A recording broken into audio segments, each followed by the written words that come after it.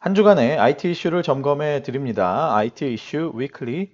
네, 지금 바로 시작하겠습니다. 2021년 3월 1일의 방송입니다. 저는 스타트업 전문 컨설팅사 디토 파트너스 그룹의 최유환입니다.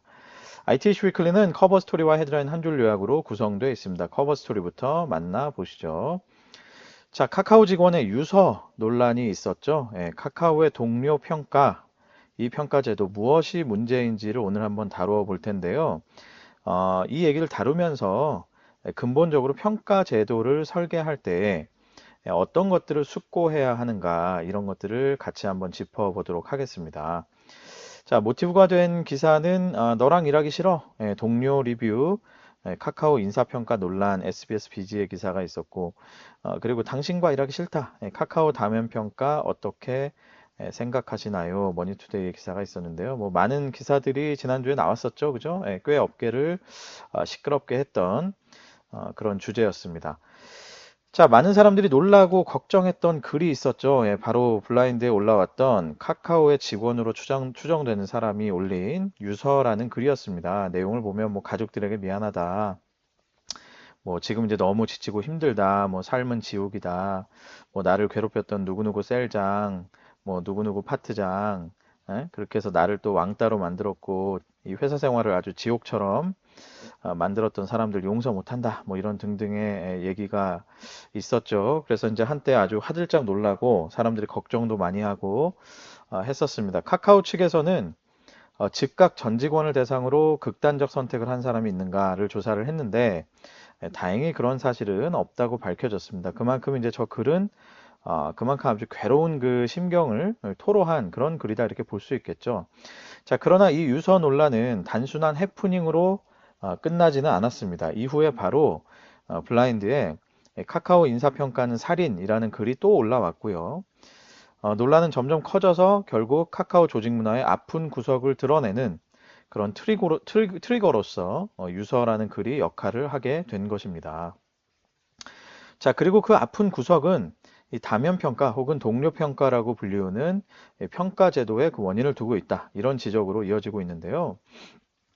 자, 블라인드에 게재된 글에 따르면 카카오의 인사평가 항목에는 다른 동료가 나에 대해서 함께 일하기 싫음, 상관없음, 뭐 혹은 함께 일하고 싶음, 뭐 이런 것들을 선택하게 돼 있다고 합니다. 자, 사실 문항 자체는 어떻게 보면 문제가 있다 이렇게 보기는 좀 어려울 수도 있을 거예요. 또 많은 전문가들도 뭐 그렇게 의견을 제시를 하고 있고요. 뭐 왜냐하면 이제 회사마다 문항과 형식이 다를 뿐이지 사실 이것도 일종의 동료 평가의 뭐 하나의 방식이다 이렇게 볼 수 있기 때문에 그렇습니다. 그러나 진짜 문제는 뭐냐? 이 결과가 본인에게 그냥 통보되는 식으로 전달이 된다는 것이죠. 즉 얘기해서 뭐 조직장이라든지 뭐 이런 사람들 통해서 면담을 하면서 전체적인 종합적인 평가의 어떤 일부로서 전달이 되거나 아니면 좀 순화가 돼서 전달이 되거나 아니면 뭐 참고할 만한 사항 정도로 이렇게 전달이 되는 게 아니라 그냥 이제 본인의 어떤 평가지 안에 그냥 여실하게 이렇게 드러내서 보여준다 하는 것이 굉장히 어떤 그 큰 충격으로, 당사자들에게는 큰 충격으로 다가갔을 것 같습니다. 뭐 이런 화면이라고 해요. 이것도 이제 블라인드에 올라온 글이라고 해서 지금 인터넷상에 떠돌고 있는 화면인데, 뭐 평가지의 일부를 이렇게 카카오의 직원으로 보이는 분이 캡처를 했죠. 그래서 이게 보니까 그래프 형태로 쭉 해가지고 뭐 같이 일하고 싶지 않다, 뭐 판단 불가, 뭐 같이 일하고 싶다, 뭐 이런 식의 이렇게 그래프가 나와 있고 여기를 이렇게 이제 마우스를 갖다 대면 실제 함께 일하고 싶지 않다, 그럼 758명, 뭐 1.56%, 뭐 이런 식으로 나왔는데 제가 보기에는 이 한 사람을 두고 실제로 758명이 일하고 싶지 않다라고 한 것 같진 않고요. 제 느낌에는 여기 1.56%라는 걸 보면 아마 이제 이 표본이 있을 거잖아요. 이 사람을 평가했던 표본 대비 그 비율로 그냥 전사를 이렇게 때린 게 아닌가 싶어요. 왜냐하면 이 표본의 숫자를 그대로 보여주고 일하고 싶지 않은 사람 뭐 만약에 20명을 했는데 뭐 그중에 한 명이 당신하고 일하기 싫다고 했어요. 그러면 이게 당사자 입장에서 막 추정이 가능하잖아요. 그 한 놈이 누굴까 막 이런 생각을 할 테니까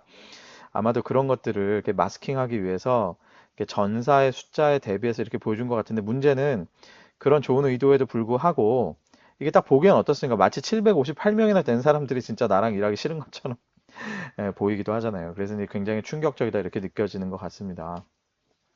자, 여기까지가 블라인드와 또 언론에서 지적하고 있는 문제들이죠. 그죠? 예, 여기까지 뭐 다 맞는 말입니다. 어떤 평가 방식의 문제라기보다는 그걸 전달하고 어떻게 보여주느냐 이런 식의 문제라는 것에 저도 동의를 해요. 자, 그러나 이거는 현상을 짚은 것에 불과하죠. 문제의 표면에 나와 있는 것들을 짚은 것에 불과하고 진짜 문제는 사실 평가 제도의 근본적 철학이 있습니다. 이런 평가 제도를 도대체 왜 하고 있느냐 이런 질문에 어떻게 보면 근본적인 문제가 있다 이렇게 볼 수 있겠죠. 자, 이런 근본적인 문제를 이해하려면요, 이 평가 제도를 설계할 때 고려해야 될 근본적이고 철학적인 고민을 좀 짚어봐야 될 것 같습니다. 제가 예전에 컨설팅사에서 일할 때도 그렇고 지금 스타트업들 자문을 해드릴 때도 그렇고 종종 이제 이런 조직 문화, 평가 이런 부분에 대해서도 자문을 많이 해드리거든요. 그러니까 그런 경험들을 바탕으로 해서 제가 또 실제로 직장 경험을 했던 뭐 여러 가지 네이버 때의 경험이라든지 대기업의 경험 이런 것들을 종합적으로 해서 이 내용을 한번 말씀을 드리려고 합니다. 제가 뭐 인사에 무슨 박사나 이런 건 아니니까 그냥 가볍게 들어주셔도 될 것 같은데요. 말씀드린 대로 저는 인사 전문가가 아니기 때문에 뭐 용어의 선택이나 생각의 구조나 이런 것들은 좀 단순할 수 있다. 뭐 그러나 또 단순함 속에 진리가 있을 수 있기 때문에 한번 들어봐 주시면 좋겠습니다. 자, 평가를 한다는 것의 근본적인 고민을 제가 아주 단순화를 해봤습니다. 그러니까 이게 보면 이렇게 볼 수 있을 것 같아요. 일단 첫 번째 기업사에 대해서는 우리가 성과주의의 철학을 가져갈 거냐, 아니면 인간 중심의 인화주의의 철학을 가져갈 거냐, 이거에 대한 선택이 있다고 봐요. 물론 뭐 칼로 자르듯이 이렇게 하기는 어렵지만 둘 다 어느 정도 추구하겠지만 그래도 기업마다 어느 쪽에 더 웨이트가 있다 이런 게 있겠죠. 그죠? 그럼 성과주의 철학은 결국 뭐 일이 먼저다 이렇게 보는 회사일 거고, 그죠?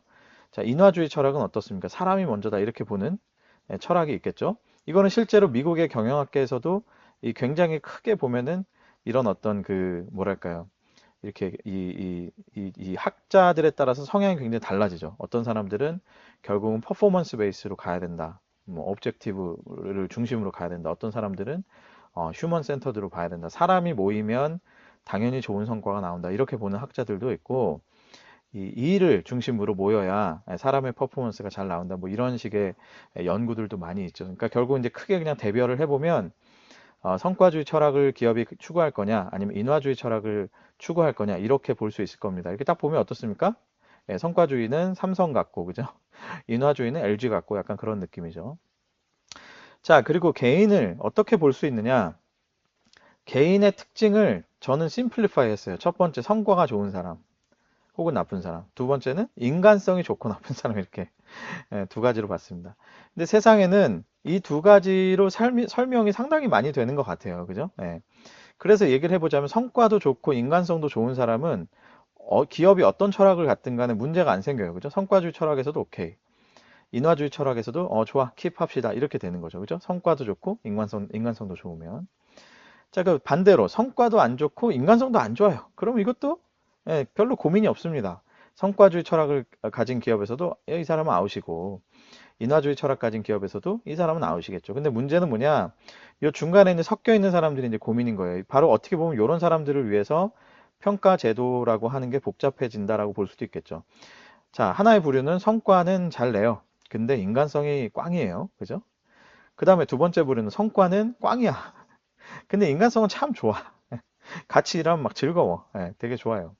자, 그럼 이런 사람들을 어떻게 할 것이냐? 이건 결국은 철학에 따라 달라지는 문제인데 상대적으로 성과주의 철학을 가진 기업에서는 고민이 덜합니다. 왜냐하면 성과가 있으면 인간성이 나쁘든 뭐하든 어떻게 킵, 회사에 성과를 갖다 주니까 그럼 오케이 킵한다 이럴 수 있을까요? 물론 여기선 조금 더 확장된 개념들이 고민들이 있긴 있어요. 왜냐하면 이 사람이 성과를 내는데 알고 보니까 다른 사람의 성과를 뺏어온다든지 저해해서 조직의 전체의 성과는 뭐 낮아지더라. 그럼 이 사람은 어쨌거나 성과주의 철학 안에서는 안 맞는 사람이죠. 그러니까 결국은 어쨌든 성과를 중심으로 판단할 수 있기 때문에 제가 성과주의 철학의 기업에게는 그래도 단순하다라고 말씀드리는 거예요.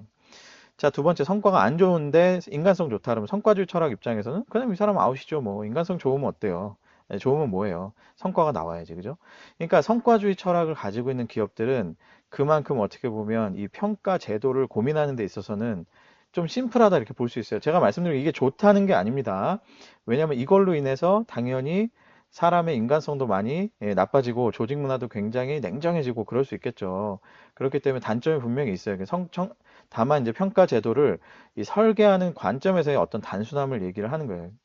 뭐랄까 용이함 같은 의미 그런 면에서 얘기를 해드린 거고 자 이렇게 성과가 좋은데 인간성이 안 좋거나 성과는 나쁜데 인간성이 좋은 요런 사람들은 어디에서 고민이 되느냐 바로 인화주의 철학을 가진 기업에게는 고민이 되는 거예요.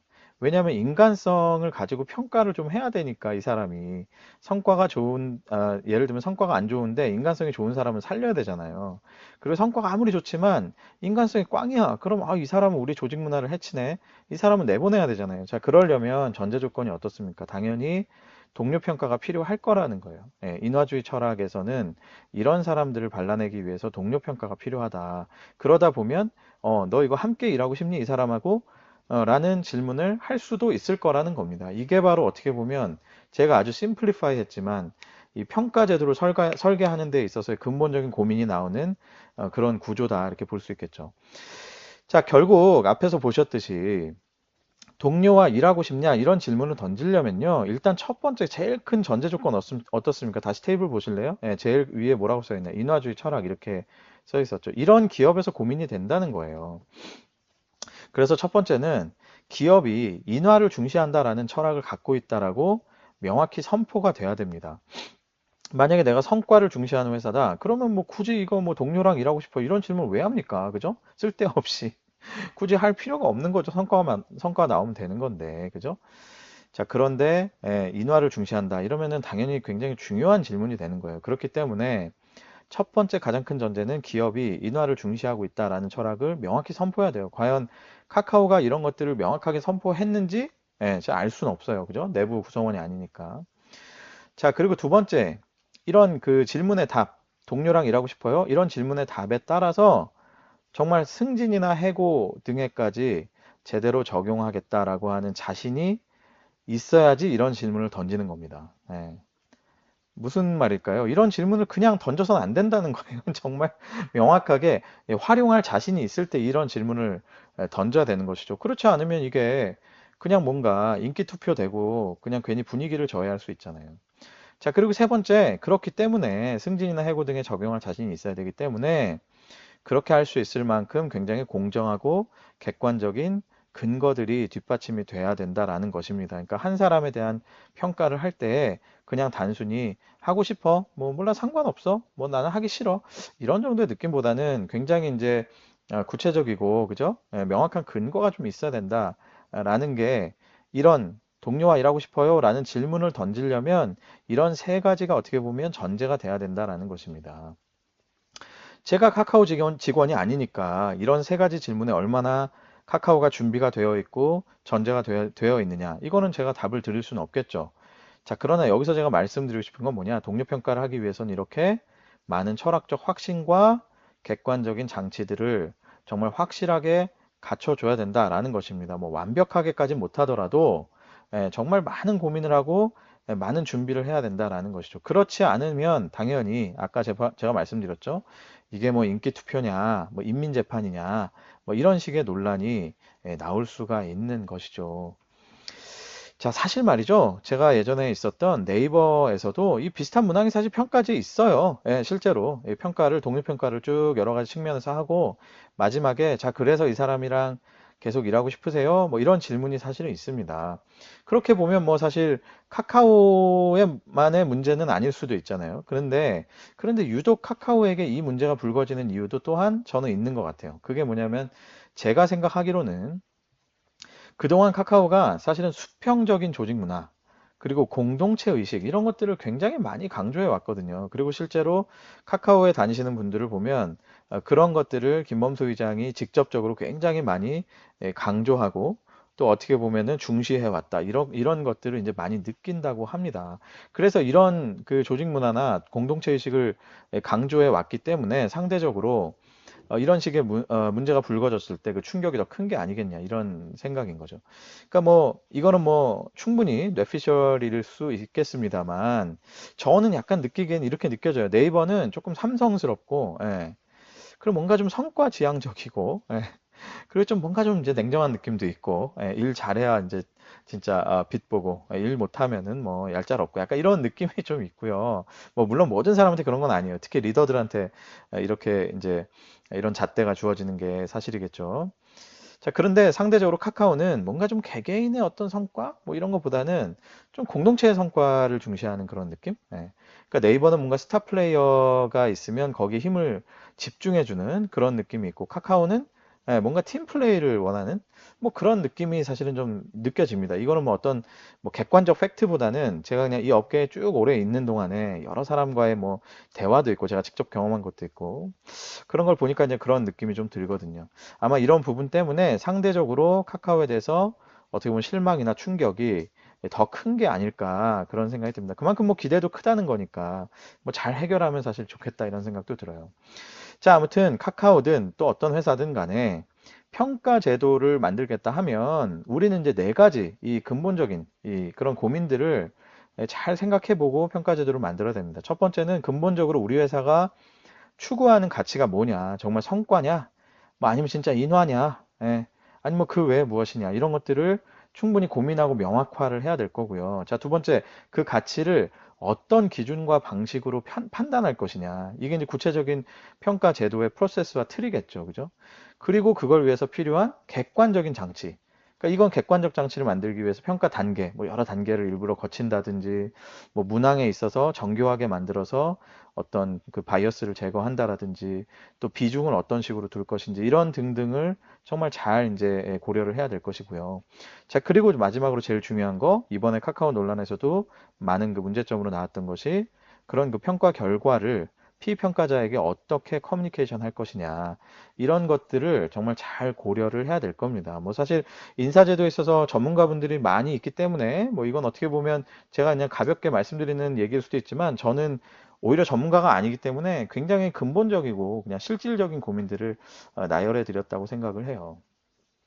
자, 왜 이런 말씀을 드리느냐? 평가라는 거는요, 결국 평가를 설계를 하든 평가를 시행을 하든 평가 결과를 전달을 하든 이런 등등의 모든 과정을 통해서 결국은 우리 회사가 추구하고 있는 가치가 무엇이야? 라고 하는 우리 회사가 추구하는 거는 성과야. 우리 회사가 추구하는 건 인화야.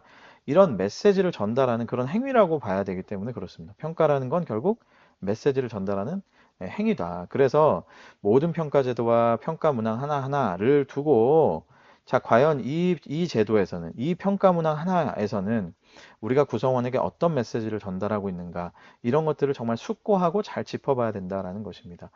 자, 행여나 그렇기 때문에 단순히 뭐 유행 따라서, 예, 특히 뭐 인사 쪽 컨설팅 하거나 이런 분들에 따라서는 그냥 아, 요즘 유행이 그렇습니다. 글로벌리 유행이 이렇습니다. 이런 것 때문에 제시를 해드리는 경우도 아마 간혹 있을 텐데 그걸 그냥 따라가시면 안 되겠죠. 뭐 혹은 멋있어 보여서 한다든지 경쟁사도 하니까 뭐 우리도 하자 뭐 이렇게 한다든지 그렇게 하는 평가 제도가 있다라고 하면 지금이라도 다시 검토를 해봐야 되지 않을까 그런 생각이 듭니다. 이번 논란이 카카오뿐만 아니고요. 많은 기업들, 특히 이런 부분을 되게 어려워하는 게 사실 스타트업들이잖아요. 예. 그래서 특히 스타트업들에게 평가 제도에 있어서 정말 근본적인 질문들을 다시 한번 짚어볼 수 있는 좋은 계기가 되기를 바래 봅니다. 자, 지금까지 커버 스토리였습니다. ITC 위클리와 함께하고 계십니다. 헤드라인 한 줄 요약으로 넘어가 보겠습니다. 자, 라인과, 제가 라후라고 발음이 나왔네요. 라인과 야후가, 야후재팬이 경영 통합을 했다. 일본 최대 인터넷 기업 A홀딩스를 출범했다는 머니투데이 기사가 있었습니다. 뭐 머니투데이뿐만 아니라 뭐 이거 뭐 많은 기사가 나왔죠. 3월 1일에 오늘이죠. 네이버와 소프트뱅크가 지주사인 A홀딩스를 출범했는데 아주 뭐 아름다운 모습으로 대표이사도 공동대표 또 뭐 이사회도 나눠 갖고 당초에 이사회 의장을 이해진 의장이 할 거다 뭐 이런 얘기도 있었는데 뭐 결국은 이제 또 일본 측 대표에게 이제 넘어가기도 했죠. 과연 50대 50의 아주 아름다운 어떻게 보면 조인트 벤처인데 과연 이 실험이 잘 성공을 하게 될까? 저는 뭐 사업적인 시너지 이런 것들은 뭐 너무 당연히 좋은 그림이 나올 텐데 과연 이 양국의, 한국과 일본의 양국의 이 어떤 경영진들이 모여서 정말 잘 만들어낼 수 있을까, 시너지를 만들어낼 수 있을까 굉장히 궁금해집니다. 자, 두 번째, 게임업계 연봉 상승에 불똥 튄 중견 IT 업계. 자, 신규 인력 채용에 난항을 겪을 뿐만 아니라 재직자의 이탈까지도 우려를 해야 되는 상황인 것 같습니다. 게임업계가 지금 서로 막 경쟁하듯이 1,000만 원 올려주니까 야, 묻고 더블로 가 2천만 원 막 이렇게 계속 지금 가고 있죠. 초봉이 막 6천 이상으로 막 올라가고 있는데 중견 IT 기업 혹은 뭐 스타트업들, 뭐 초봉이 사실 뭐 4천도 되기 힘든, 5천도 되기 힘든 이런 회사들은 이거 정말 그 굉장히 난감할 것 같아요. 그래서 사실은 뭐 개발자분들의 어떤 가치가 올라가는 거, 이거는 뭐 저는 반대하진 않습니다. 근데 이게 너무 한순간에 올라가 버리면 이게 진짜 그 공정하게 작은 기업들에게는 공정하게 경쟁할 수 있는 환경 자체가 조성이 안 되기 때문에 살짝 좀 걱정은 됩니다. 그렇죠? 자, 오늘 방송 여기까지입니다. 유튜브와 페이스북, 네이버 오디오 클립, 팟빵, 그리고 애플 팟캐스트를 통해서 만나실 수 있습니다. 검색창에서 디토 파트너스 그룹을 검색해 보십시오. 네, 한 주간 건강하시고요. 저도 역시 건강하게 지내다가 다음 주에 건강한 모습으로 다시 찾아뵙도록 하겠습니다. 여러분 감사합니다.